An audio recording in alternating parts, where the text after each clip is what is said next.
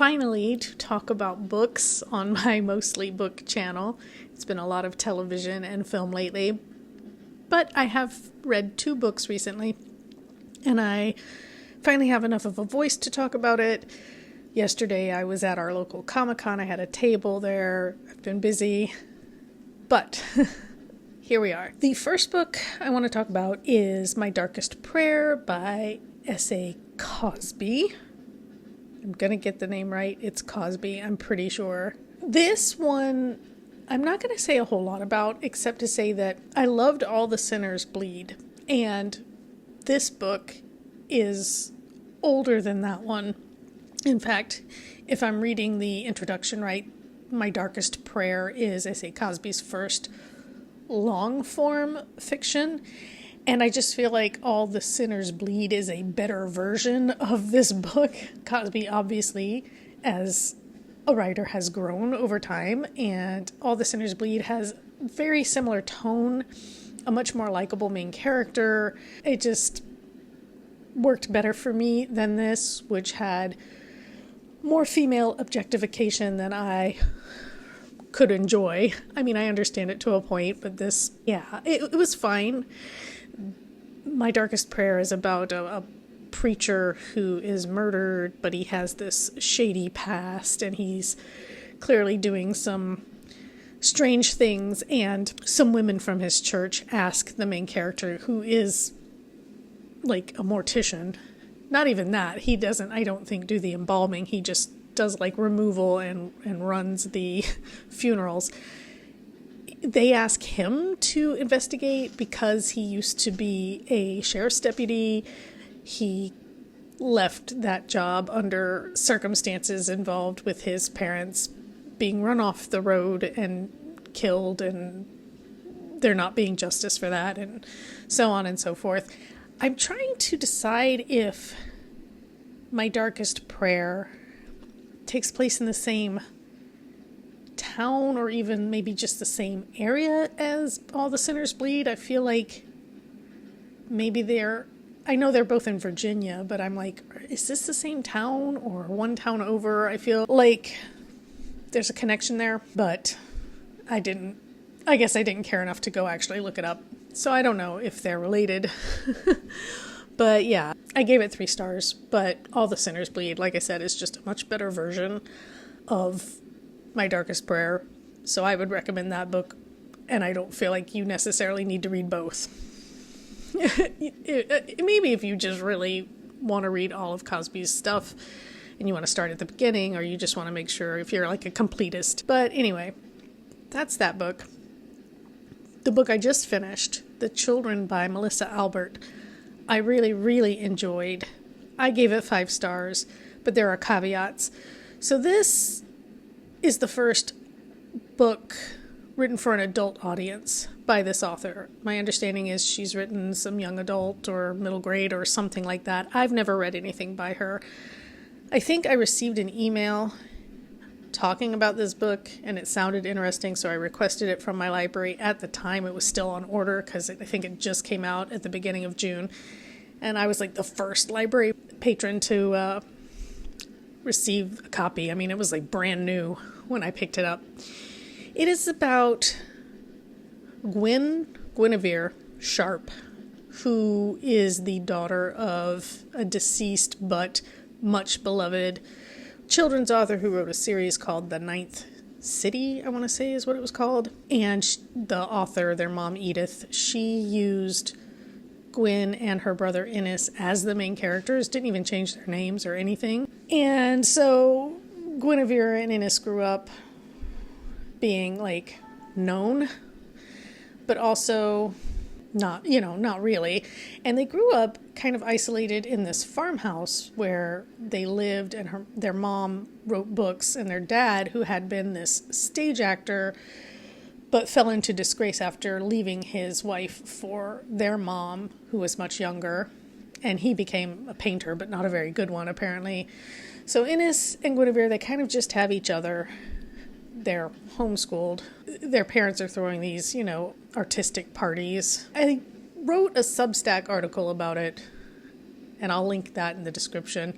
But it's like if Gatsby had kids at his parties, and the parties were more rustic or rural or something, but that's kind of the vibe. These kids are kind of stuck in this adult world and are victims of it to some extent, and victims of this fame that they didn't ask for.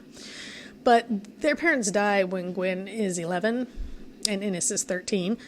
So after that, the kids are split up.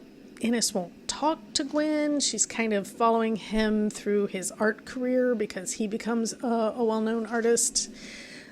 And she's just kind of this person who has been hired by the publishing company of her mom's books to, I don't know, keep the books alive, do the talk show circuit. She's finally written a memoir about her childhood called Ninth City Dreamer, but it's a very rainbows and unicorns version of their childhood, nothing real. And her brother's response is to create an art show called Mother. And Gwen is nervous about what Innes is going to reveal, and also still trying to kind of reconnect with her brother because she doesn't fully understand why he quit speaking to her. And so the book is told in this sort of, we get modern day Gwen stuff and we get flashbacks to their childhood. And the layers are peeled back and there's definitely like weird stuff going on. You're kind of going, is there something fantastical in this? Like, is there actual magic happening somewhere? Or is it just seeming that way through the eyes of a child? Or, you know, is this house haunted? What's going on? Because the house that they grew up in had been the home of what they called a cunning woman, which is basically a type of witch. There's a lot of weird stuff going on. I really enjoyed it. Grown-up Gwen is not a particularly likable character, and she makes some decisions that I was just like, even though you've explained where you've come from, I don't know why you're behaving this way or why you would decide to do this thing or whatever. But, you know, okay. If you can withstand a main character who may or may not be to your taste, and if you can withstand some very flowery language, because there's a lot of lush description in this book that sets the scene or the atmosphere or whatever, but doesn't necessarily add to the plot. And yes, towards the end, there's kind of an amount of fatigue around that where you're like, can we just get to the story? Can we get to the resolution here? What's actually going to happen? But if you're okay with those things, you'll probably like this. I'm a magical realism person, so I enjoyed it very much. I gave it like, I would say between a 4.5 and a 4.8, somewhere in there. But I gave it 5 stars on Goodreads because at the end of the day, I enjoyed it more than I didn't. By quite a large margin. I mean, for me, it was a page turner. I was picking it up pretty regularly, wanting to continue. It wasn't like one of those things where I was like, ugh, how much do I care? I was like, no, I wanted to see where it was going. There was enough mystery shrouding everything that for me it was compelling, but I know some readers, apparently this was maybe marketed to some as horror, and this is not a horror novel. If you're looking for horror, you're going to be disappointed here. This is atmospheric, eerie, weird, but I wouldn't say it's horror. Unless the children in a difficult situation is your, definition of horror. But even the descriptions of some of the things that happen to and around them is not to the point where I was like, I can't read this. And I'm pretty sensitive to stuff like that. So that was not an issue. I wouldn't have even classified that much as horror. It's kind of a family drama with like mystery around it, and there's a kind of underlying discussion of creativity and ambition and things like that, like how far would you go to be successful as a creator, kind of those kinds of questions. What would you give up where are your lines? Where are your boundaries? As a writer, that kind of thing is interesting to me. I don't know if people who aren't writers or creators of some kind would find it as interesting, but I thought it was. I liked it. I don't know if I would bother to read Albert's children's books. Like, I don't know if I liked it so much that I want to go read that stuff necessarily. I mean, I might look at it. I do have on my bingo board, I need to read either like a children's or middle grade or something. So maybe if she has something like that, that would, work on my bingo board.